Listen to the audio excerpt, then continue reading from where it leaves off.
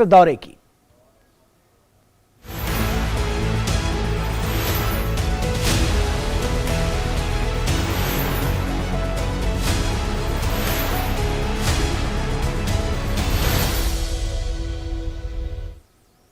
अपनी 2 दिवसीय सफल मिस्र यात्रा के बाद प्रधानमंत्री नरेंद्र मोदी स्वदेश के लिए रवाना हो गए हैं।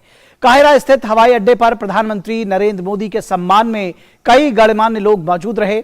पीएम की मिस्र यात्रा के दौरान उन्होंने राष्ट्रपति अल सीसी के साथ द्विपक्षीय बातचीत की। दोनों देशों के बीच महत्वपूर्ण मुद्दों पर सार्थक बातचीत हुई।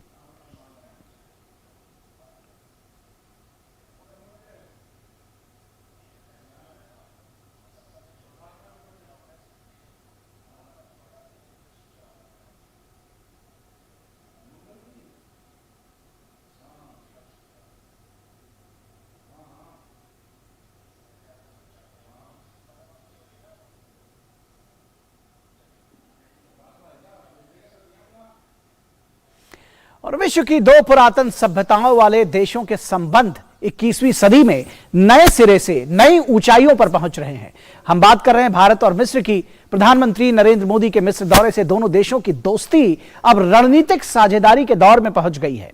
देखिए पीएम मोदी के दौरे के बारे में विस्तार से बात करती ये रिपोर्ट।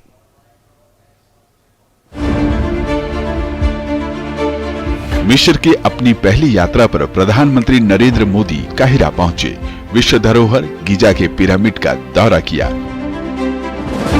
प्रसिद्ध अल हाकिम मस्जिद भी गए।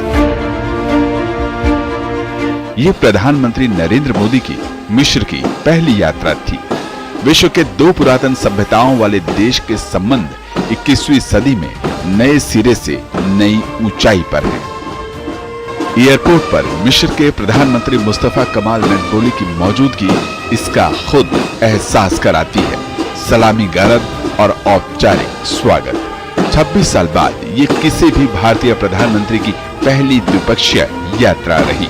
प्रधानमंत्री नरेंद्र मोदी और भारत के सम्मान में सर्वोच्च नागरिक पुरस्कार ऑर्डर ऑफ नाइल भी दिया गया। मिस्र और भारत के बीच रिश्तों की ये नई शुरुआत सांस्कृतिक, आर्थिक और रणनीतिक लिहाज से काफी अहम। मिस्र के राष्ट्रपति अल सीसी के साथ द्विपक्षीय मुलाकात में दोनों ही नेताओं के बीच दिखी ऊर्जा इस रिश्ते को बताने के लिए काफी है। वार्ता के दौरान व्यापार, निवेश, रक्षा, सुरक्षा सहित सांस्कृतिक और सामाजिक संबंधों को और भी मजबूती देने पर चर्चा हुई। दोनों देशों ने द्विपक्षीय रिश्तों को रणनीतिक साझेदारी में बदलने के लिए एक समझौते पर हस्ताक्षर भी किए। इसके अलावा 3 अन्य समझौते कृषि, पुरातत्व, प्राचीन धरोहर सहित प्रतिस्पर्धा कानून के संबंध में दोनों देशों के बीच हुए। It was very clear from those discussions and the MOU and the agreements that were signed later on that the 2 leaders gave particular focus on enhancing the political and security cooperation, defense collaboration, trade and investment ties, scientific and academic collaboration and strengthening of people-to-people ties.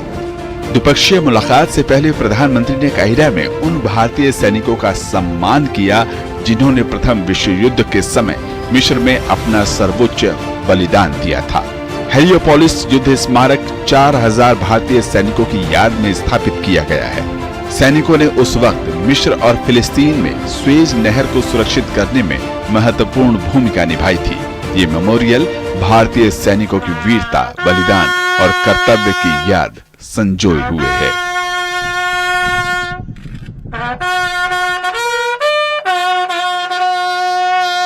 प्रधानमंत्री नरेंद्र मोदी ने यहाँ पर आकर शहीदों को श्रद्धांजलि दी, जिसमें भारतीय सैनिक भी खास तौर से मौजूद हैं। उनके पार्थिव शरीर यहाँ पर मौजूद हैं और उन्होंने रजिस्टर में अपने सिग्नेचर भी किए और जाते जाते यहाँ के लोगों को धन्यवाद दिया कि उन्होंने किस तरह से बड़ी खूबसूरती से इस सिमेट्री का रखरखाव किया है। वॉर मेमोरियल से पहले प्रधानमंत्री ने 1000 साल पुरानी मस्जिद अल हाकिम का भी दौरा किया। विश्व प्रसिद्ध मस्जिद 11वीं सदी में बनी थी, लेकिन बाद में जीर्ण शीर्ण हो गई। 1970 के दशक के अंत में मस्जिद का पुनर्निर्माण भारतीय दाऊदी बोहरा समाज ने करवाया और इसे आधुनिक रूप दिया। प्रधानमंत्री ने मस्जिद के जीर्णोद्धार के बारे में जानकारी ली। वास्तु शास्त्र के बारे में भी प्रधानमंत्री को बताया गया। आयताकार मस्जिद के बीच में 5000 वर्ग मीटर का एक बड़ा सांगन है, जिसमें कुल 13 दरवाजे और पानी के स्रोत मौजूद हैं। मिस्र और भारत के बीच सांस्कृतिक सूत्र और लोगों के बीच संबंधों को लेकर प्रधानमंत्री ने सराहना की। इसकी एक वजह भी है, जब प्रधानमंत्री शनिवार को काहिरा स्थित होटल पहुंचे थे तो वहां मिस्र की बेटी ने हिंदी में गाना गाकर प्रधानमंत्री का स्वागत किया था।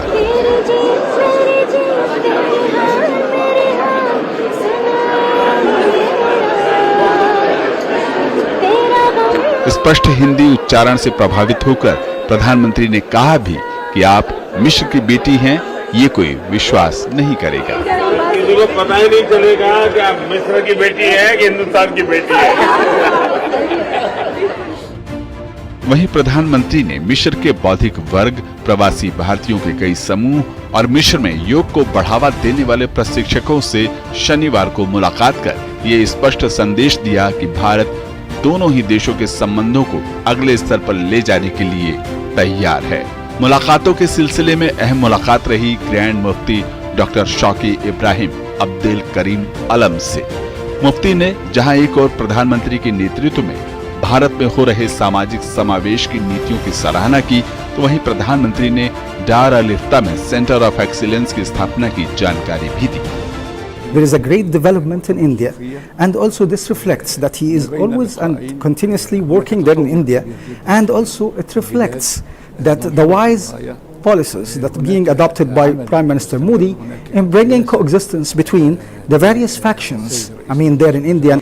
At the religious level, I must say that we have also, strong cooperation between us and India, and we are looking forward to further enhancing and deepening this cooperation in the future.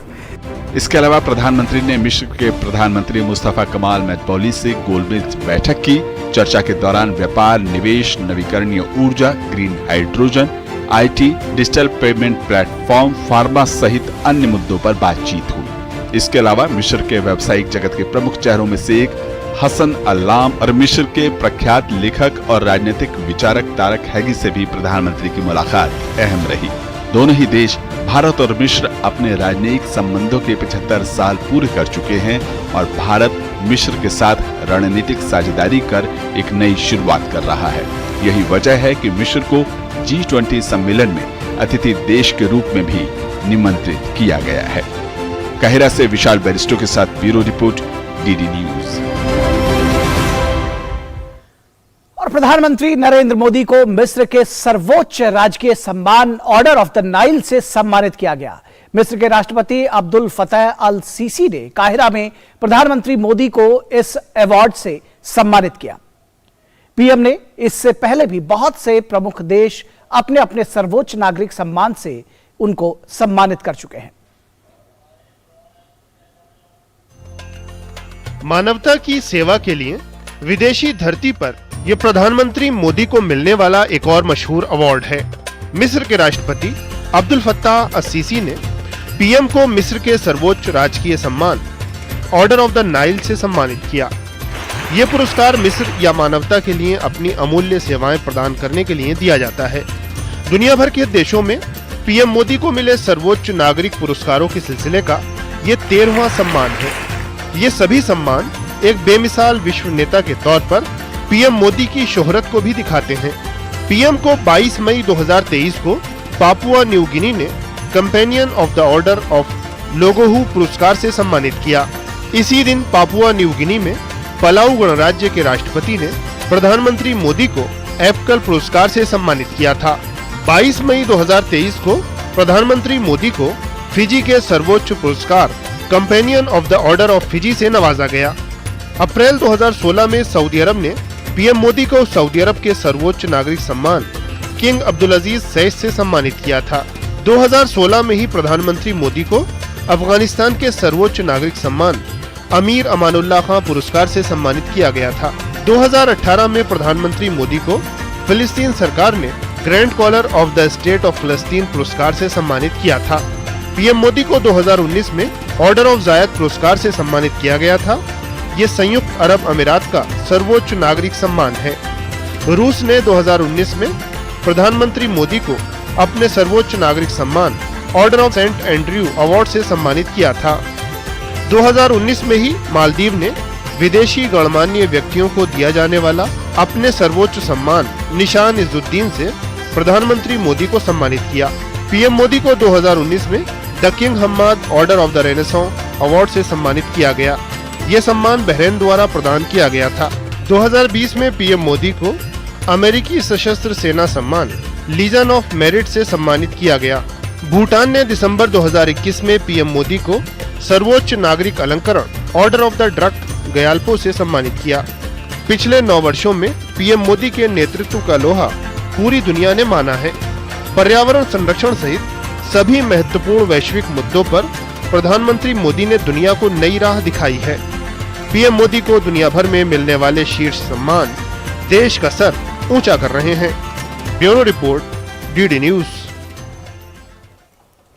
तो बेहद महत्वपूर्ण है भारत और मिस्र के बीच ये संबंध, और भारत मिस्र संबंध दोस्ती के इस नए दौर पर आज का हमारा विशेष है और यही आज हमारी चर्चा का विषय रहेगा। आज का जो हमारा विशेष है, भारत मिस्र संबंध दोस्ती का नया दौर, नए संबंधों को नए आयाम किस तरह से मिल रहे हैं, इस पर आज हम चर्चा करेंगे। भारत मिस्र संबंध दोस्ती का नया दौर, ये आज का हमारा विशेष है और इस विशेष